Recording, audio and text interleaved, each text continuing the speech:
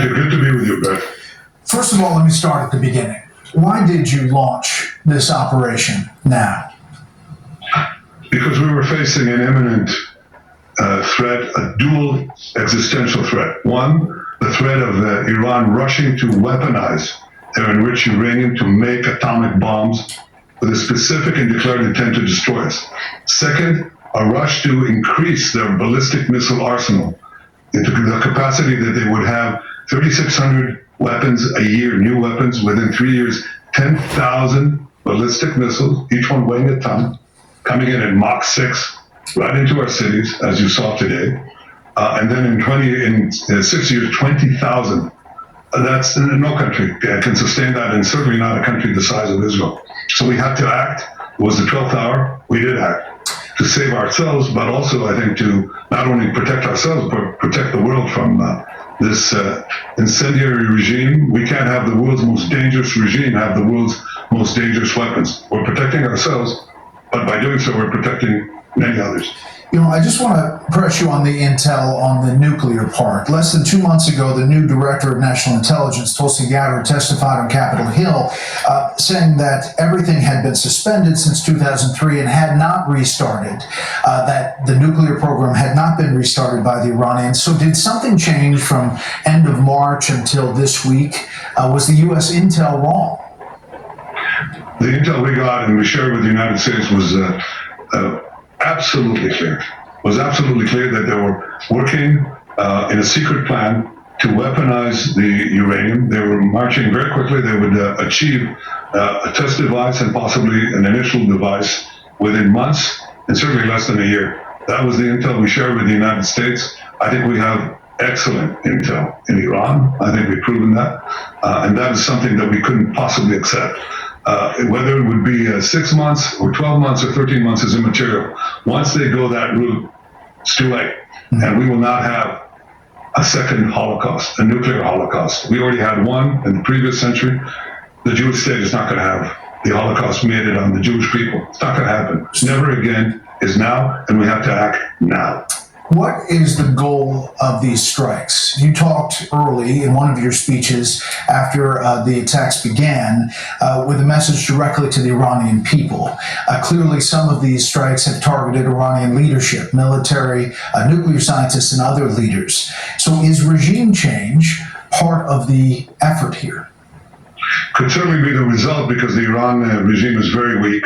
I think it's basically left with two things. It's plans to have atomic bombs and ballistic missiles. That's basically what Iran has. They certainly don't have the people. 80% of the people will throw these theological thugs out. I mean, they murder them. They oppress them for 46 years. They've yearned for freedom. I mean, they shoot women because their hair is uncovered. They shoot students.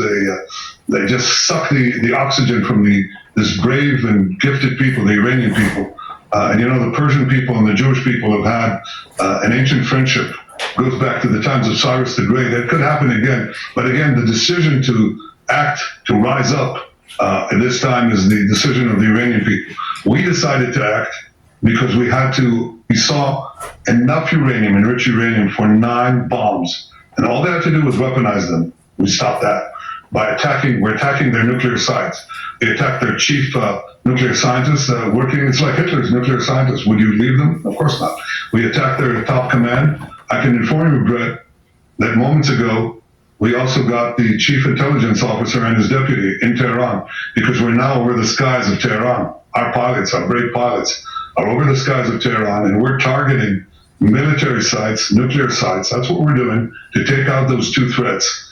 Unlike the Iranians, who your reporter said correctly, they're targeting our civilians. Yeah. They're bombing our civilians. So that's the difference. They're a terrorist regime. We can't have Iran have nuclear weapons. And by the way, our intel shows that they intend to give these nuclear weapons to their Houthi proxies and others. And that's nuclear terrorism on a global scale. It threatens everyone. And the last thing is they have plans to develop intercontinental ballistic missiles. Right now, 8,000 kilometers, very soon, just add a little distance, and they can reach the eastern seaboard of the United States. These people who chant death to America, tried to assassinate President Trump twice, killed 241 of your Marines in Beirut, killed and injured thousands of American soldiers in Afghanistan and Iraq, tried to bomb a restaurant in Washington, D.C., chant death to America, burn the American flag. Do you want these people to have nuclear weapons and the means to deliver them to your cities? Of course not. Yeah. So we're defending ourselves, but we're also defending the world. I want to talk about the nuclear threat. I want to talk about President Trump. You just said Iran tried to assassinate President Trump twice. Do you have intel that the assassination attempts on President Trump were directly from Iran? Through proxies, yes. Through their intel, yes. They want to kill him. Look, he's enemy number one. He's a decisive leader.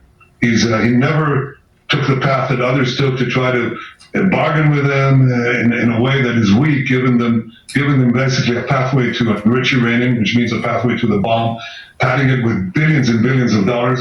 He took up this fake agreement and basically tore it up. He killed Qasem Soleimani. He said, made it very clear, including now, you cannot have a nuclear weapon, which means you cannot enrich. He's been very forceful. So for them, he's enemy number one. Yeah. Look, they also tried to kill me, but I'm his junior partner. They understand that President Trump is a great threat to Iran's plans to weaponize nuclear weapons and use them. When did you tell President Trump you were going to launch these strikes? Look, I've been in constant contact with President Trump. We've known each other for many years. And obviously we informed our American friends and President Trump, our great friend, ahead of time. He did. He knew about it, of course. I mean, there are reports that President Trump kind of helped you achieve your strategic surprise by publicly urging you not to attack when he already knew you had decided to do it. So you were closely coordinating with the U.S. throughout this process. Look, we're fully coordinated, but understand that America, under President Trump, will make the decisions that are best for America. And that's the way it is. He understands that I, as the Prime Minister of Israel, the one and only Jewish state, must make the decisions that are important for the survival of my country, and he will do what is best for America. That is a relationship of mutual respect and mutual confidence. Does Israel have the capacity to strike Iran's nuclear sites deep underground? Well, we've certainly done quite a bit. We've destroyed the main facility in Natanz. That's the main enrichment facility. And if we need to, we'll add whatever is needed. But yes, we're committed to achieving both goals, and I'm not going to get into all of our objectives. I don't want to get into specific operational plans, but it's our existence. But not only ours, I think it's a wider battle here of civilization against barbarism, of good against bad. I mean, this regime, look at what it's done without nuclear weapons. It's just fomented evil everywhere. I mean, they've pushed international terrorism to the hilt into every part of the Middle East, in Syria, in Iraq, Lebanon, where they had Hezbollah, Hamas, where they encouraged the Houthis, the great massacre of October 7th, the Houthis. That's what they're doing when they don't have nuclear weapons, including attacking American targets. Imagine what they will do if they had nuclear weapons. And I'm always amazed at people who say they care about America and they don't want a war. They're right. This is a forever war that Iran is doing without nuclear weapons. And imagine what they will do if they have them. I think for the security of Israel, America, the world, we must make sure that they don't have these weapons and the means to deliver them. And they're working on both. I just want to ask you about the nuclear sites. Fordo nuclear enrichment facility located deep inside a mountain. These are from Iranian nuclear experts. Inside this mountain near Qom, Isfahan, deeply buried facility where Iran stores its highly enriched uranium. In some ways, experts say it might even be more important than Fordo. The IAEA says it's a half-mile deep. So I guess the question is, if the goal is destroying Iran's nuclear program, how do you do so without the 30,000-pound bunker buster bombs that really only the U.S. has? Have you asked President Trump to use that 30,000-pound penetrator bomb to get to those facilities? I'm not going to get into my discussions with the president, but understand that his decisions are his decisions. As for these targets, we've destroyed in Isfahan the conversion facility they had. That's a very important facility that without which you can't really build a weapon. That's gone. There are other plans that we have. I won't get into it. I think Israel has shown that it has well, how should I say, we're the innovation nation, we're called that, startup nation. So we have quite a few startups and quite a few rabbits up our sleeve, and I don't think that I should get into that. Okay. Well, I mean, are you getting everything from the U.S. that you've asked for? Is there something that you've asked for that you're not getting? What I'll say this is that I deeply appreciate President Trump's decision to help in the defense of Israel. American pilots are shooting down drones that are headed towards Israel, as do our pilots. American THAAD missile batteries are helping defend Tel Aviv and greater Tel Aviv area. American Aegis ships are in the Mediterranean. That's all a decision by President Trump, which I deeply appreciate. Again, his decisions on what to do at any given time is the president's decision. I trust his judgment completely. Do you have any estimate on how much you have set back Iran's nuclear program? I think we've set them back quite a bit. I think they were completely surprised. And surprise is a great element of success. Remember the pagers? Remember in Isreal? That's part of breaking up the Iranian axis. And we achieved that with surprise, and I think we achieved a great surprise the other day when we started. We could wait and wait and wait. They'd string along the negotiations. We gave them a chance. I gave them a chance, but it was clear they were not serious about it. It became clear, I think, to the United States as well, because the president was very clear. He said, you can't have nuclear weapons. And in order not to have nuclear weapons, you can't enrich uranium. And they basically strung everybody along, and it was clear to us it was going nowhere. I could wait and wait and wait until they officially declared that the talks were off, or and we officially declare that we're going to attack them. That's not how I conduct wars, and it's not how Israel conducts wars. So we're geared to do whatever is necessary to achieve our dual aim, to remove two existential threats, the nuclear threat and the ballistic missile threat. And we're doing that as we speak now in Tehran, but we're not bombing the population. We're telling the population, leave. So when we hit the targets embedded in civilian areas, you won't be hurt. And there's now mass migration from Tehran right now. That's what's happening. So because we're giving them forewarning. Mr. Prime Minister, what proportion of Iranian air defenses do you think you've taken out? Back in October, the air defenses were really decimated. Now you say you have kind of control of the skies as you are picking these targets, yet these missiles and drones are still coming your way as they attack, as you point out, civilian areas inside Israel. Well, you're right. First of all, we're doing a lot to prevent a lot of them from coming in, but it's not hermetic. You're quite right. Well, when I say we have control of the skies, you correctly said that they had a very dense anti-aircraft batteries between the western border of Iran and Tehran, and basically our incredible, there's no other word to describe it, our incredible intel guys and the Mossad, they did wonderful work to peel off the layers of protection that they had, and our pilots took them out. And so we have a free highway to Tehran, and we can now pick off the targets that we need in Tehran and other places without having our planes shot down. And so far, none of them have been shot down. And I hope that continues. But we are absolutely resolute to remove this threat. This is what you have to do when you stand at the brink of catastrophe. And I think it's not just our test. Churchill talked about the slumber of democracies. He said that democracies tend to sleep until the jarring gong of danger wakes them up. Well, sometimes it might not wake them up. Certainly, we didn't need a wake-up gong. I've been talking about the Iranian threat for 40 years. 3 years, I think, but 4 years after the Iranian regime, the Ayatollah regime, hijacked Iran and the people of Iran. I said the greatest threat facing Israel, and potentially the world, is this regime that will try to arm itself with nuclear weapons. And I've devoted a considerable part of my life, in fact, most of my life, to preventing that.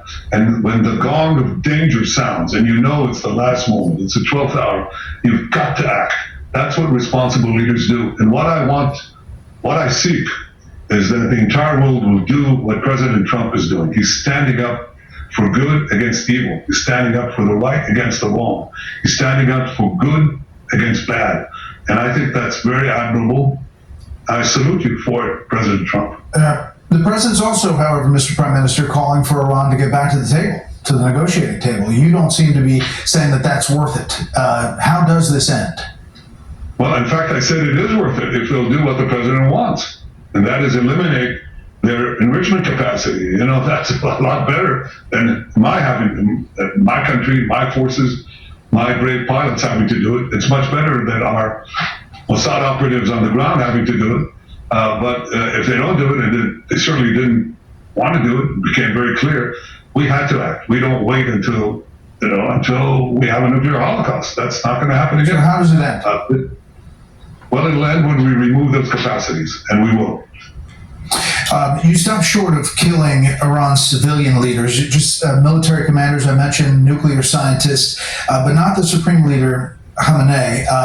There's a Reuters report just moving saying that President Trump in the last couple of days vetoed an Israeli plan to kill Iran's supreme leader, according to 2 U.S. officials. Is that true? Actually, there's so many false reports of conversations that never happened, and I'm not going to get into that, but I can tell you, I think that we do what we need to do, we'll do what we need to do, and I think the United States knows what is good for the United States, and I'm just not going to get into Okay. The Iran foreign minister today told reporters this: if Israel stops attacks on Iran, quote, our responses will stop. The attack on Iran in the midst of nuclear talks clearly demonstrates the Israeli regime's opposition to any form of negotiation. Of the canceled talks that were intended to take place today, he said Iran would have presented a counterproposal that, quote, could have opened doors for an all-out agreement with the Americans. So, again, the foreign minister saying, if you stop, they will stop. What's your response to that? Well, first of all, it's hogwash. While they were negotiating, the Ayatollah himself, tweeted again and again, death to Israel. Israel must be destroyed. So some good faith there, right? Aside from that, they had bad faith because they were cheating, and we saw it in our intel. It was very clear. And the U.S. had the same intel. Believe me, we shared it. We shared that intelligence. One of the great things of our unprecedented cooperation that has happened under President Trump is that we share every bit of information. So number one, he's lying. That's not new. Iran lies all the time. They cheat. But the second point is that they say, okay, we'll stop if you stop. Stop what? You'll continue to develop your engines of death, mass death, continue to develop your nuclear bombs, continue to develop the ballistic missiles like the one that fell in Tel Aviv, near Tel Aviv today. I was there, the whole building just slammed through. Children sleeping in their beds, killed. Women sleeping in their beds, killed. Horrible stuff. Yeah, they'll stop and continue to develop the means for our extermination. That's not going to happen. So obviously, that's not said in good faith. The issue here is not de-escalation. The issue here is not ceasefire. The issue here is stopping those things that will threaten our survival, and we're committed to stopping them, and I think we can achieve them. Now, if they are willing to accept President Trump's terms, that's a different matter. I said that months ago, and I said in my meeting with the president in Washington. Yeah, overnight. If you can get a deal that does it, fine, but he didn't, not because the president didn't want it, it's because Iran didn't want it, and they cheated. Overnight, you expanded your airstrikes to include oil and energy infrastructure in Iran. Is that a different phase? What's the point? Well, this was an oil container. It wasn't a production site, but it merely means that we're ready to take whatever action is needed, and of course we'll take some of those actions in response to what Iran does to us.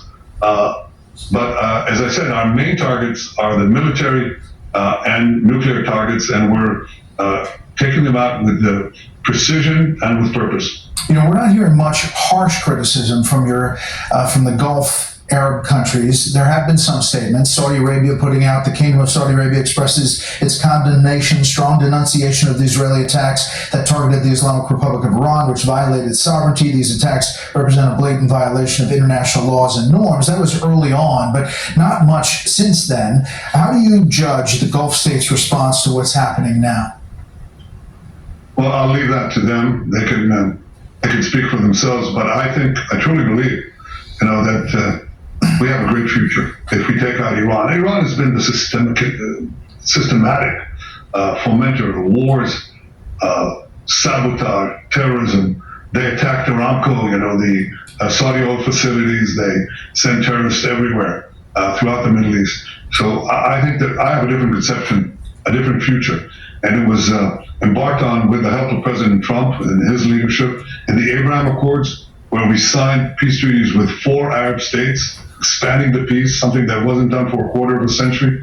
And I believe that we'll have opportunities to expand the peace as well with other of the Arab states next to us.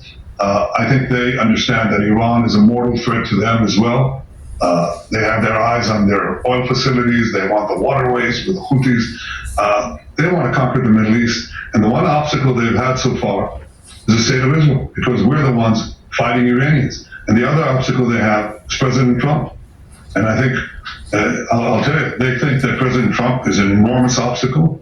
They think that Israel is a very big obstacle, and they're out to get us both. In fact, they tried to kill me too.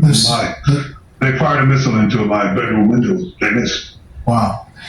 The Saudi Crown Prince, as you remember, in September of 23, told me he was getting closer every day to recognizing Israel and normalization. The very next day, you repeated that to me. Take a listen. Reports that you had suspended talks. That's not true. Not true. So you think, if you were to characterize it, are you close? Every day we get closer. I know you heard those words from the Saudi Crown Prince. What was your response?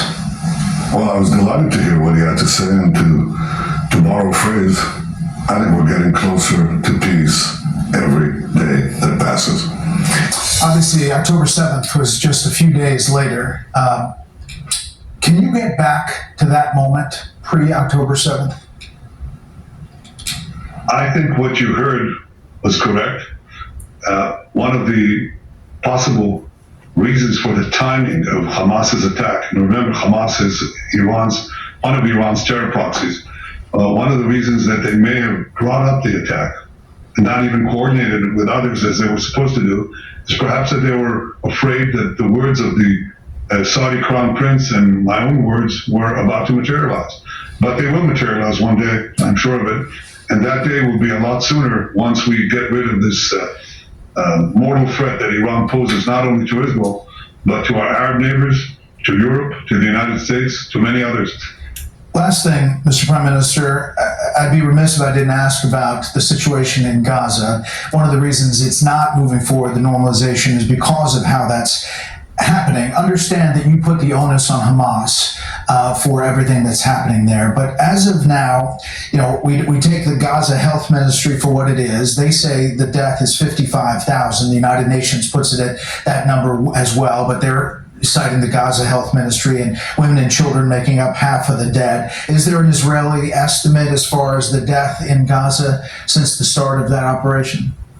Well, the ratio of civilian combatants to non-combatants is about 1-to-1, which is unheard of in such a dense urban environment. And that's happening because we're telling the population to leave, and Hamas at gunpoint, and sometimes shooting them, saying, stay in the war zone. That's why you have, or had, a lot of civilian casualties. That is decreased, and happily, because we're doing everything in our power to separate combatants from non-combatants. The reason this war has been going on for so long is, one primary reason is the hostages. They've taken hostages. Remember, this is the regime that took Americans hostage. There's 53 captives, less than half of them believed to be alive. Is that fair?